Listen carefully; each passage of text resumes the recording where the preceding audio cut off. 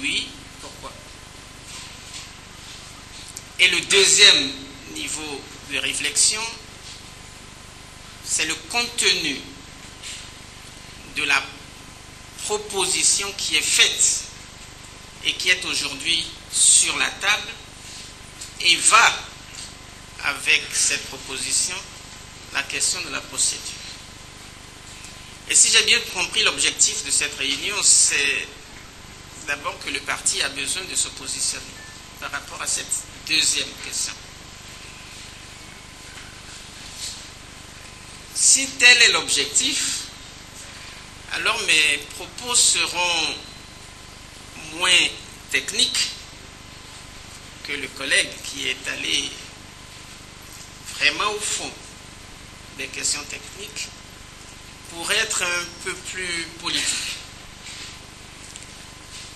Encore que les deux ne sont pas totalement séparés, cloisonnés, au point qu'on ne puisse pas trouver des interférences. Mais quand je suis arrivé, j'ai également été interpellé par le président du Présidium sur ma signature qui est apposée sur le décret de transmission à l'Assemblée nationale. Donc j'ai compris que j'avais une double casquette. Et je pense que, le connaissant un peu, l'actuel test relève de deux possibilités. Soit un projet, c'est-à-dire le gouvernement, soit une proposition, c'est-à-dire un certain nombre de députés. Tous les deux ont concurremment l'initiative de la révision. Ça veut dire quoi? De façon technique. Ça veut dire que des députés peuvent ne plus se satisfaire du fonctionnement ou de l'application d'une certaine disposition de la Constitution. Ils se réunissent entre eux, ils proposent une proposition, l'Assemblée en discute, si ils réunissent les conditions, ils l'adoptent. Et la seule modification que nous ayons eue dans notre pays à ce jour a été une proposition, une idée venue des députés, c'était en 2006. Lorsque les députés ont décidé de réviser l'article 80 pour faire passer le délai du mandat des députés de 4 ans à 5 ans. Ça n'était pas une initiative. On n'a pas eu besoin de sensibiliser l'opinion. On n'a pas eu besoin d'évaluer les problèmes constitutionnels. On n'a pas eu besoin de faire une grande messe. Ça a été fait. Mais alors, tranquillement, comme une lettre à la poste, les deux étapes de la procédure ont été respectées. Notamment la prise en considération de la proposition, le vote aux 3/4, et ensuite le vote au 4/5 qui constitue la procédure prévue par la Constitution actuelle pour réviser la Constitution. Les députés l'ont fait. Personne ne s'en était ému. Sauf, à l'époque, le président de la République qui venait d'être élu et qui, théoriquement du moins, n'avait aucun groupe parlementaire à l'Assemblée. Théoriquement. Ça ne veut pas dire qu'il n'y avait pas de députés qui affichaient leur sympathie pour lui. Mais en fait, la première élection législative qui devrait lui permettre à lui d'avoir un groupe parlementaire à l'Assemblée nationale ne viendra qu'en 2007. Donc l'initiative, les députés l'ont mis à exécution. C'est pour dire quoi? C'est pour dire que quand il a plu aussi au gouvernement de mettre à exécution cette prérogative de la Constitution, il l'a fait. C'est ça l'origine de ce test. C'est constitutionnel. On ne peut pas dire que l'initiative est contraire à la Constitution.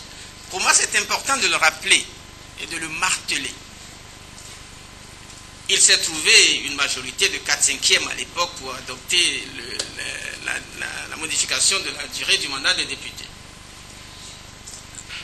À l'époque, la Cour constitutionnelle saisie non seulement par les députés, mais également à l'époque par le président de la République, il ne faut pas l'oublier, a été obligé d'inventer la notion constitutionnelle de consensus national. C'est une invention de pure forme. Ça n'existe nulle part dans notre constitution, ni même dans le préambule. Ni même dans le préambule. La notion de consensus national, je mets quiconque au défi de me le relever dans le préambule. Il n'existe pas. On a juste transformé l'idée de la conférence nationale en idée de consensus national. Ce qui, à mon sens, était une grossière erreur. Et c'est donc pour ça que, légitimement, plus de 5 ans après, l'honorable ministre Serpos continue de demander quel est le contenu qu'on met dans le consensus national. Personne ne le trouvera. Personne, je vous mets au défi, personne ne le trouvera. C'est le même problème que celui qui nous est posé 5 ans après avec ces inventions, ce que moi j'appelle les inventions intellectuelles complètement inacceptables, qu'on ait érigé en acquis de la conférence nationale les critères d'éligibilité des candidats.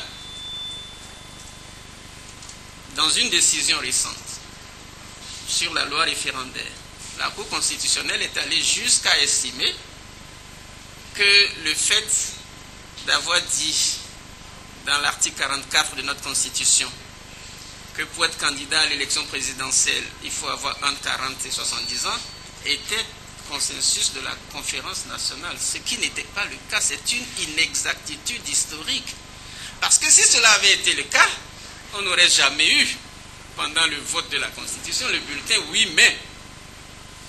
Et la fameuse phrase pathétique « ne m'enterrez pas vivant ». Personne ne pouvait oser le dire à la conférence nationale parce que ces gens-là étaient là et ne l'auraient jamais accepté. Mais que bien après, bien des années plus tard, une Cour constitutionnelle érige une décision sur ce que j'appelle une inexactitude historique pose un gros problème. Mais je ne m'attarderai pas plus sur ce qu'il convient de considérer comme les dérives de la gouvernement a voulu réviser la Constitution. J'étais à l'époque secrétaire général du gouvernement. Et c'est moi qui ai eu la responsabilité de la mise en place de la commission constitutionnelle présidée par le professeur Maurice Aranzo Glélé. C'est une technique classique qu'un gouvernement qui a les moyens, avant de réviser, fasse appel à une commission ou tout simplement à un groupe d'experts, appelez-le comme vous le voulez. Si les députés qui en 2006 ont voulu réviser l'article 80 avaient également eu les moyens de commettre des experts, personne ne le leur aurait reproché. Personne. C'est simplement la mise en œuvre d'un droit constitutionnel. À ce moment-là, je dois à la vérité de vous dire qu'il y a eu une confrontation de points de vue. Lorsque la commission a été mise en place, immédiatement elle a pensé qu'elle avait pour rôle de mettre en place une nouvelle constitution. C'était ça le problème. Et moi de leur dire, ma conception n'était pas celle-là. Pour moi, vous êtes une commission technique, mandatée par le gouvernement, qui est libre de faire ce qu'il veut des résultats que vous lui apporterez. C'était ça, moi, dans mon esprit. J'ai essayé de contenir les velléités de la commission jusqu'à la fin des travaux. Quand les travaux ont pris fin, ils ont utilisé des courroies de transmission différentes pour aller voir le président de la République et lui demander maintenant les moyens pour faire la vulgarisation de ce nouveau projet. Et le président de la République était prêt à l'accepter. Et moi, je lui ai dit que tant que j'étais son conseiller en la matière, je refuse cette initiative. Parce que pour moi, il ne s'agit pas de changer de constitution, il s'agit de réviser certaines dispositions qui nous sont apparues à l'épreuve des faits, parfois pas assez explicites, souvent confuses, et pour lesquelles il faut faire une clarification. J'ai dit à cet effet que, à titre comparatif, en France, quand Nicolas Sarkozy a été élu, il a mis en place ce qu'on a appelé la commission Balladur, qui s'est prononcée sur l'ensemble des dispositions de la Constitution. Et ça devient un document de travail qui est là quand un jour un gouvernement estime qu'il faut réviser ceci, il se réfère à ce document en disant il y a mes techniciens qui ont déjà fait un travail il y a 5 ans, 6 ans. Qu'est-ce qu'ils ont dit? Si ce qu'ils ont dit est toujours d'actualité et me convient, je le prends. Si ce n'est plus d'actualité, je le change. Parce que c'est la mise en œuvre du droit constitutionnel de révision. Dans la procédure, et c'est pour ça que j'étais surpris tout à l'heure par la proposition de mon collègue, il n'a jamais été dit que pour réviser, il faut faire au préalable une évaluation des problèmes constitutionnels. C'est nulle part dans la Constitution. Tout ce que la Constitution a prévu, c'est que les députés puissent, comme le président de la République, puissent le faire. C'est tout. Il ne faut pas en rajouter non plus à la Constitution ce qui n'existe pas aujourd'hui. Donc, moi, quand j'ai eu affaire à ce dossier-là, les propositions, l'ensemble du document que la Commission nous a adressé, sur beaucoup de points, ne m'avait pas convaincu. Et donc, c'est devenu une guerre quasi permanente. Ils avaient leur entrée chez le président de la République, ils lui disaient tout. Et comme moi, j'étais obligé là de mettre en exécution, quand le président était obligé de s'en référer à moi, et je disais, monsieur le président de la République, je suis désolé, ces trucs-là, je ne suis pas prêt je suis pas d'accord qu'on le fasse. C'est pour ça que certains membres de la commission, jusqu'à aujourd'hui, m'en veulent, parce que je ne les ai pas autorisés à faire la vulgarisation. Et d'ailleurs, j'avais trouvé le budget prévu pour la vulgarisation monstrueuse. Monstrueuse. Et donc, quand on a fini, j'ai fini par obtenir gain de cause, que le président de la République a fini par enterrer l'idée de vulgarisation d'un projet qui, pour moi, était une consultation technique. Dans mon esprit, personne ne pouvait me dire qu'il fallait impérativement faire cette vulgarisation, parce que d'ailleurs, ça n'était pas obligatoire. Pour moi, on n'était pas dans la logique de l'adoption d'une nouvelle constitution. On avait un test. C'est pour ça que c'est moi qui ai écrit le décret. C'est moi qui ai rédigé le décret. J'ai parlé de relecture de la Constitution. Ça veut dire, c'est des intellectuels, non? C'est des techniciens, des gens qui ont accumulé des expériences, qui ont contribué à la rédaction de plusieurs constitutions dans les pays africains. Je dis, prenez toutes ces expériences-là, lisez, relisez nos lectures. Relisez la Constitution. Si par extraordinaire, demain, dans 10 ans, dans 15 ans, on veut réviser, nous saurons que nous avons un outil technique que des gens de compétences nous ont déposé. Et je peux dire, sans les défendre, parce qu'ils ont tout loisir de se défendre dès l'instant où ils se sentiront attaqués. J'avais du mieux possible constitué un groupe d'un certain niveau, pour ne pas dire d'un niveau élevé. Il y avait dans ce groupe des juristes. Mais comme je dis toujours, la Constitution est trop sérieuse pour n'être laissée qu'aux seuls juristes. Et donc pour ça, j'ai mis des historiens. Il y avait Métimpoué. J'ai mis des sociologues, Tingbe Azalou. J'ai mis des philosophes, comment il s'appelle, Nouaï. Il y avait plein de gens dedans. Des avocats, des juristes, il n'y a pas de problème, il y en avait suffisamment. Il y avait des avocats, il y avait... Et cette commission avait consulté le plus largement possible, parce que je me souviens toujours qu'il y avait un budget prévu pour les personnes ressources consultées.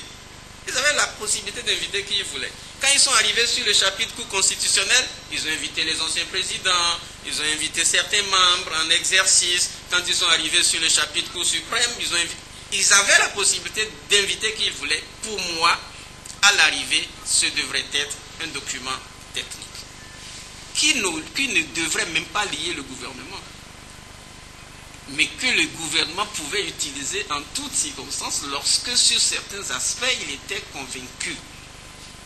Je voudrais que cet esprit-là soit bien compris parce que même avec les membres de la commission, on a eu des conflits, des heurts jusqu'à la fin. Maintenant, quand on a fini le travail, que le président me dit, bon, tu ne veux plus qu'on fasse la vulgarisation parce que tu ne veux pas qu'on l'adopte en l'état. Et à ce moment déjà, j'avais les inquiétudes énoncées par le collègue sur le contenu. Parce que je me souviens, par exemple, le professeur Gléler avait toujours dit, et il avait raison à certains égards, mais il m'avait toujours dit, ce n'est pas normal qu'à notre âge, nous ne soyons plus utiles à la République. C'était la justification qu'il avait trouvée pour mettre en place le Sénat. C'était ça. Des gens comme nous, on ne peut plus être candidat à l'élection présidentielle, on est à la retraite, on a quand même de l'expérience, mais on ne peut pas le faire profiter à notre pays. Donc, est-ce qu'il ne serait pas bien qu'on crée une seconde assemblée où on mettrait des gens d'un certain niveau? Et je pense qu'il aurait souhaité que depuis mars dernier, le président Mungweji fut membre du Sénat. Mais bon, je veux dire, c'était ça un peu l'idée. Mais moi, j'avais trouvé que c'était une idée budgétivore. Moi, j'étais dans la logique économiciste. J'ai dit, ça va être une institution budgétaire, et budgétivore, que ça ne m'intéresse pas.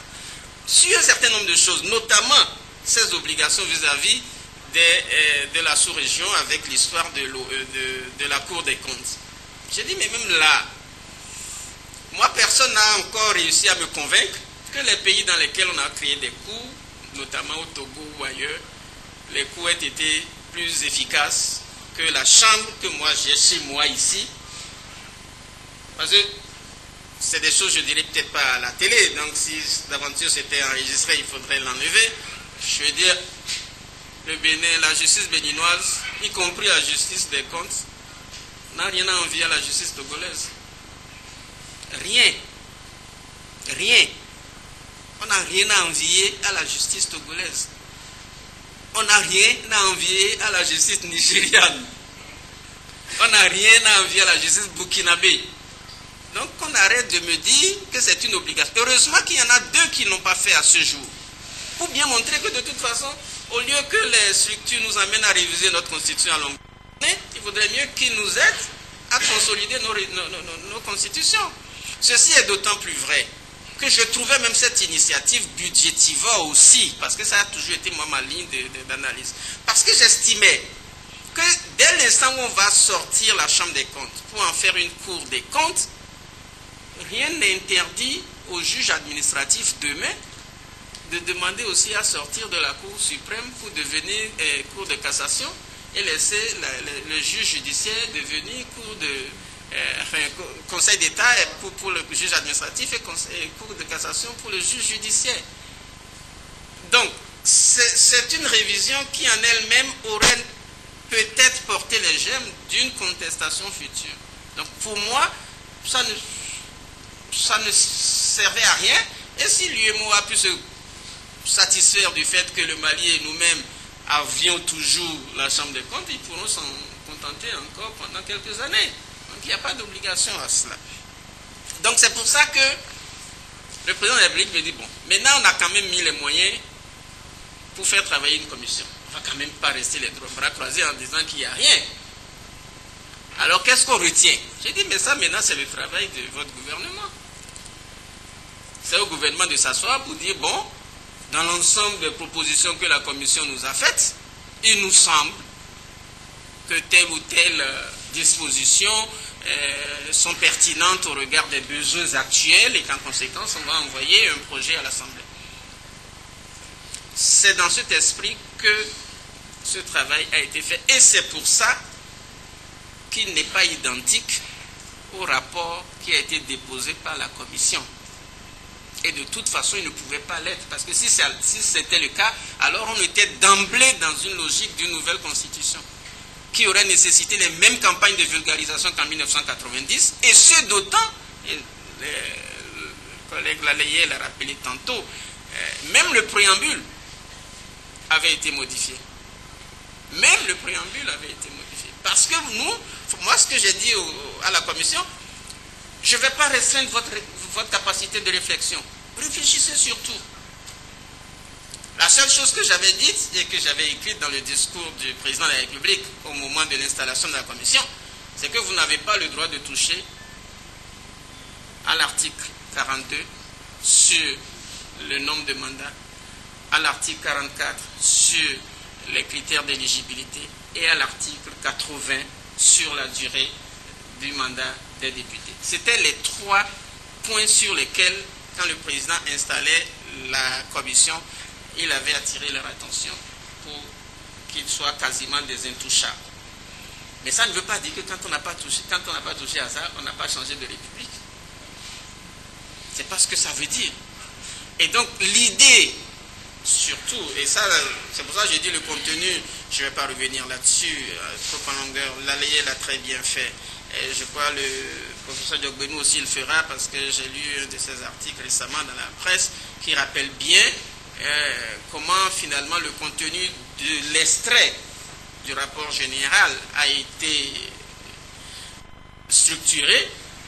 Ça participe d'un déséquilibre des pouvoirs, un renforcement de deux institutions, l'exécutif et la Cour constitutionnelle, et c'était fait à dessein. Donc, l'idée du président de la République, c'était de dire, avec la Constitution actuelle, je n'ai pas beaucoup de pouvoir. C'était la préoccupation du président de la République. Et c'est pour ça que ce qu'a dit tout à l'heure Laleye est vrai, mais il me semble que du point de vue de la doctrine, il n'est pas allé très loin. C'est vrai que je suis seul, et je le revendique, à refuser de qualifier notre Constitution de régime présidentiel. Personne d'autre ne le dit. Nous n'avons pas un régime présidentiel. Laleye vient de montrer comment le régime présidentiel fonctionne aux États-Unis. On n'a pas un régime présidentiel, point.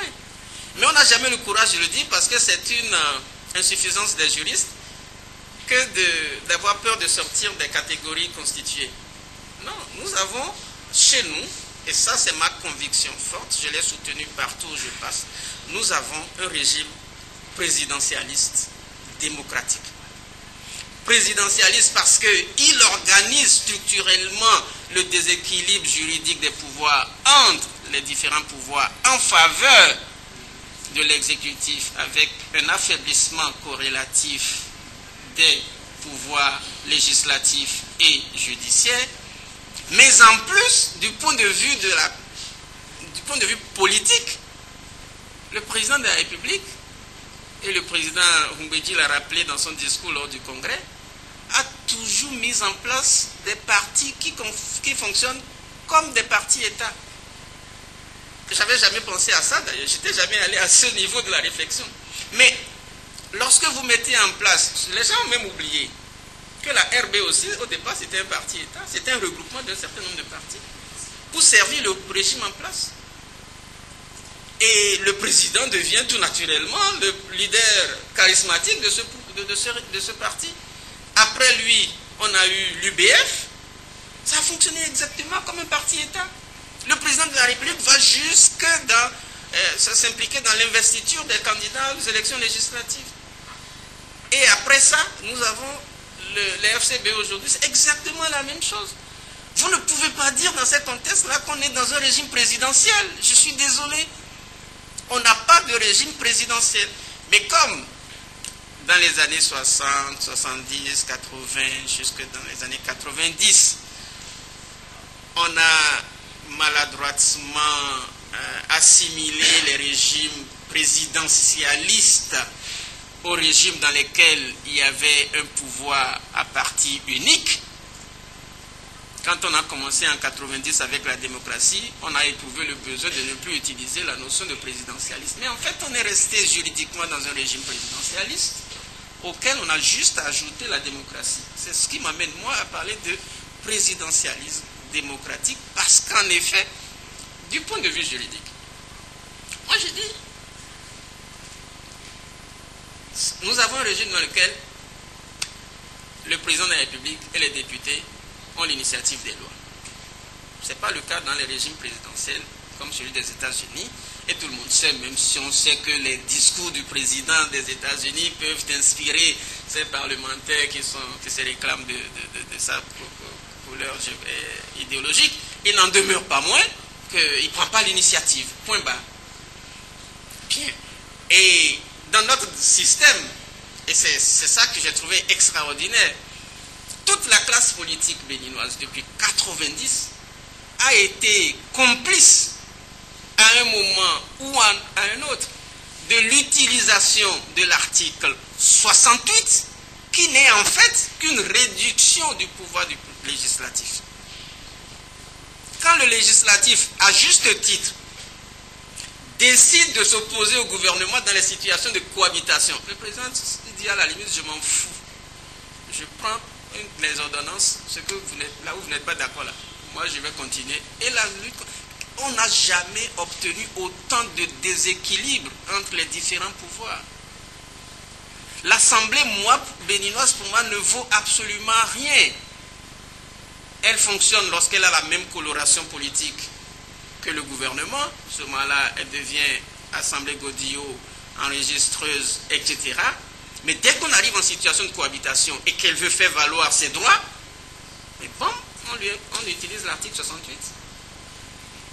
C'est comme ça que l'affaire Sensat a été réglée, puisque le collectif budgétaire qui est arrivé et qui incorporait les insuffisances, l'Assemblée a refusé de voter. L'opposition était majoritaire à l'Assemblée. Alors, vous refusez de voter, mais qu'est-ce qu'on a fait? On a pris l'article 68 et puis on a voté, on a pris ça. Et après, on a découvert les scandales. Donc, pour moi, on a un régime déjà en lui-même profondément déséquilibré. Profondément déséquilibré. Mais que ce déséquilibre, qui moi relève de la doctrine, n'ait pas suffi au chef de l'État et qu'il veuille l'accentuer davantage, je ne pouvais pas me solidariser de ça. C'est pour ça que je me suis désolidarisé de cette initiative. Et quand on a envoyé ça à l'Assemblée, je savais qu'elle ne passerait pas. C'était en 2009. La situation politique à l'Assemblée était largement défavorable à l'Assemblée et au gouvernement. C'était l'opposition qui était là. On aurait pu tordre le cou à cette initiative-là depuis, puisque l'opposition avait la majorité à l'Assemblée. Évidemment, ne l'ayant pas fait, ça revient aujourd'hui parce que le contexte politique a changé et est en faveur du président de la République. Et c'est là où moi je me suis dit non, à titre personnel, ça n'est pas parce qu'à un moment donné, j'ai signé ça dans le contexte que je viens de rappeler et les convictions qui étaient les miennes, qu'aujourd'hui, alors que la situation a changé, je vais continuer de le soutenir. C'est pour ça que je dis je ne le soutiens pas dans cette affaire-là. Et donc à partir de ce moment-là, je dis, je vais être... je pensais, en fait, en prenant la parole, être moins long que mon collègue. Mais je me rends compte que je m'approche dangereusement de ce truc. Donc je vais conclure. Je vais conclure parce que, à titre personnel,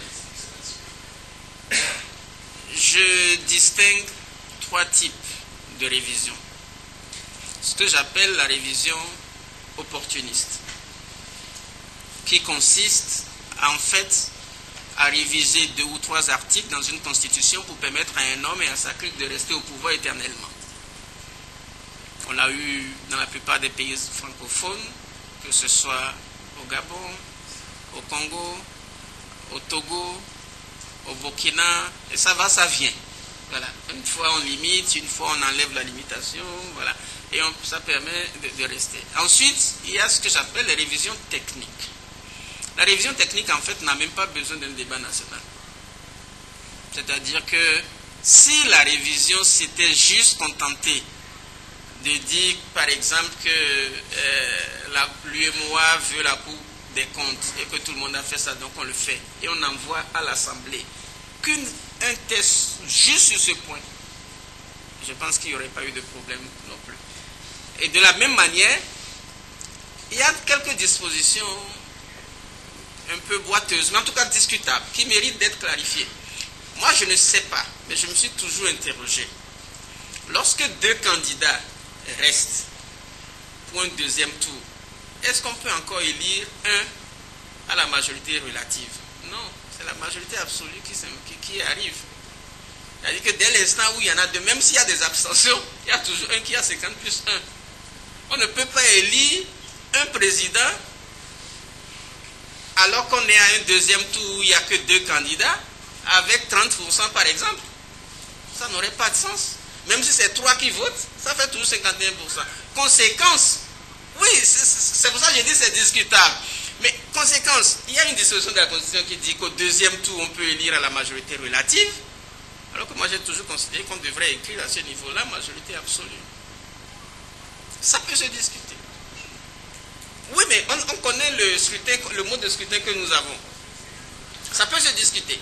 De la même manière, on nous a dit, oui, on a dit quelque part que le deuxième tour, au cas où le président n'est pas élu au premier tour, le deuxième tour devrait s'organiser 15 jours après le premier tour.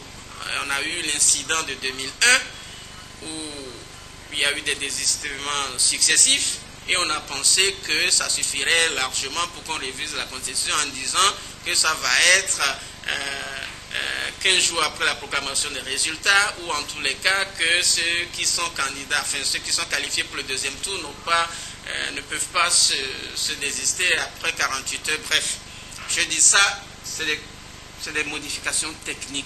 Et la troisième révision que je connais, c'est la révision de confort. C'est-à-dire que, bien, à la limite, il n'y a aucune crise, mais on décide d'approfondir les droits de l'homme, on décide d'approfondir le rapprochement des institutions, des individus, sans qu'il y ait péril en la demeure. Je ne sais pas, ça peut exister. Mais là où j'ai ma conviction forte, c'est qu'une révision doit s'imposer. Une révision ne peut pas, être conçue comme ça pour le plaisir ou pour... Non. Et quand je dis ça, je donne souvent l'exemple de l'article 44. Le jour où on va lancer l'appel à candidature au Bénin, et que parmi tous les candidats, il n'y en aura aucun qui soit dans la tranche d'âge de 40 à 70 ans, mais qui soient tous en deçà de 70 et de 40 ou au-delà de 70, alors ce jour-là, il faudra réviser la Constitution. Oui, mais Dieu seul sait qu'on est très loin de ce truc-là. On est très loin d'une pareille situation, même si aucun parti n'a un candidat dans cette tranche d'âge-là, mais un menuisier va se lever quelque part, il sera seul candidat. Si on dit ça au Bénin. Donc, en réalité, une révision doit s'imposer à nous. Tant qu'elle ne s'impose pas, moi j'estime que toute autre révision soit relève du confort et est inutile dans un contexte où les problèmes sociaux sont beaucoup plus importants que les problèmes constitutionnels, ou alors relève d'une révision technique, et à ce moment-là, ça s'impose et puis on n'en parle pas, on apprend simplement le lendemain que les députés ont fait un réajustement et puis ça, on passe. Et c'est pour ça, pour finir, j'ai dit que pour conserver l'esprit du consensus, pour éviter les débats personnels, pour éviter les soupçons liés à toute initiative de révision constitutionnelle, parce que y compris pour les députés, on aurait pu dire en 2006 que c'est en pensant à leurs seuls intérêts qu'ils ont révisé. Bien. Pour éviter tout esprit de soupçon, c'est pour ça que moi j'ai suggéré l'initiative d'une conférence constitutionnelle tous les 25 ans. Comme ça, quand ça tombe au cours d'un mandat de quelqu'un, ce n'est pas lui qui l'aura voulu. Et ça peut servir en même temps comme une grande conférence nationale bis, où on vient, on pose les problèmes de la société, ceux qui ne peuvent pas être réglés sans réviser la Constitution, on s'entend pour le faire, Et ceux qui viennent pour proposer des révisions fantaisistes, on les renvoie à leurs chères études. Et puis comme ça, quelqu'un qui vit 100 ans aura connu 4 conférences constitutionnelles. Celui qui n'aura vécu que 50 n'aura connu que 2. Ça va constituer comme ça des temps forts de notre vie politique et des rendez-vous que tout le monde va prendre, etc. Voilà, je continuerai de proposer cette formule-là parce qu'elle a le don de dépersonnaliser le débat, de mettre un terme à tout soupçon. Et si c'était retenu, comme je disais, la première conférence constitutionnelle de 2015, la seconde en 2040, mais ça ne veut pas dire que parce qu'on est allé à la conférence, on va réviser forcément. Non, ça va être un moment où on pose les problèmes. Et s'il y a un consensus qui se dégage sur la modification de certains points, on les retient. Et on peut même différer la mise en œuvre des révisions obtenues.